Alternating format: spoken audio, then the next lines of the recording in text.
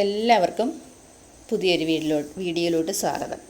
അപ്പോൾ ഇന്ന് തയ്യാറാക്കാൻ പോകുന്നത് ഒരു നാരങ്ങ അച്ചാറാണ്. ഈ നാരങ്ങ അച്ചാറിനൊരു പ്രത്യേകതയുണ്ട്.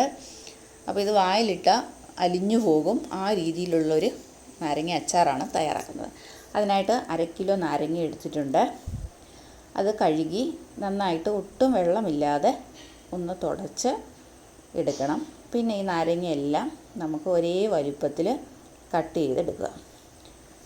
കട്ട് ചെയ്തതിന് ശേഷം നമുക്ക് ഇതൊരു ഭരണിയിലോ കുപ്പിയിലോ ഇട്ട് ഉപ്പിട്ട് നിറച്ച് ഒരു 7 ദിവസം വയ്ക്കണം, ഒരാഴ്ച.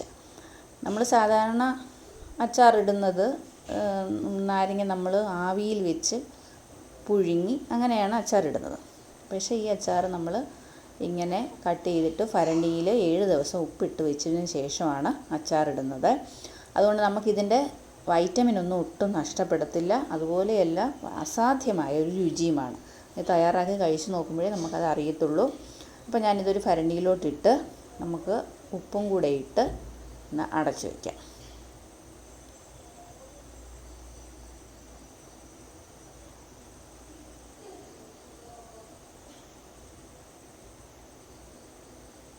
നമ്മൾ ഇങ്ങനെ ഉപ്പിട്ട് വെക്കുന്ന നാരങ്ങയ്ക്ക് ഒട്ടും കയ്പേ ഇല്ല. എനിക്ക് അതിശയമാണ് തോന്നിയത് ഇത് എടുത്തപ്പോൾ.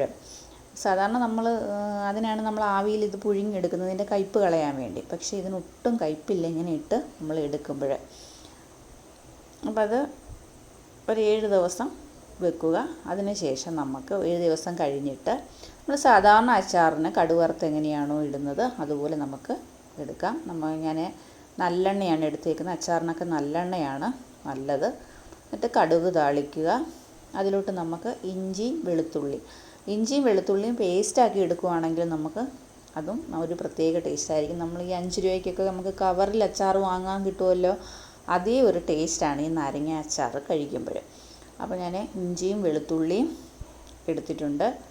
അത് ചതച്ച് ഇതിലോട്ടിട്ട് നമുക്കൊന്ന് വഴറ്റിയെടുക്കണം.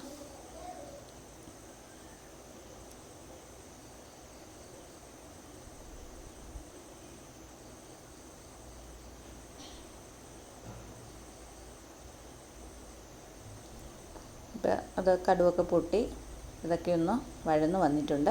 എന്നിട്ട് നമുക്ക് എരിവിന് ഞാനിവിടെ കാന്താരി എടുത്തിട്ടുണ്ട്, പച്ചമുളകും എടുത്തിട്ടുണ്ട്. കാന്താരി എത്രയും എടുക്കാമോ അത്രയും നല്ലതാണ്. അപ്പം അതും കൂടെ നമുക്കൊന്ന് ഈ കടുവ് വറക്കുന്നതിനകത്തോട്ട് ഇട്ട് കൊടുക്കാം. അതിന് ശേഷം മഞ്ഞൾപ്പൊടി, അല്ലെങ്കിൽ മുളക് പൊടി, കാശ്മീരി മുളക് പൊടിയാണെങ്കിൽ അച്ചാറിന് നല്ല കളറ് കിട്ടും. അപ്പം ഇവിടെ മുളക് പൊടി ഞാൻ എരിവിന് ആവശ്യത്തിന് എടുത്തിട്ടുണ്ട്. അതിൻ്റെ പച്ചമണം ഒന്ന് മാറട്ടെ. പിന്നെ നമുക്ക്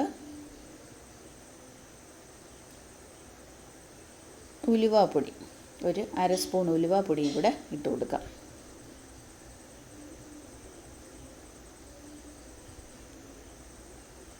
എന്നിട്ട് നമുക്ക് ഈ ഭരണിയിലെ ഈ 7 ദിവസം കഴിഞ്ഞ ആ അച്ചാർ നമ്മൾ കട്ട് ചെയ്ത് ഉപ്പിട്ട് വെച്ചിരുന്ന അച്ചാറും കൂടെ നമുക്ക് ഇതിലോട്ട് ഇട്ട് കൊടുക്കാം. ഉപ്പ് നമ്മൾ നോക്കണം.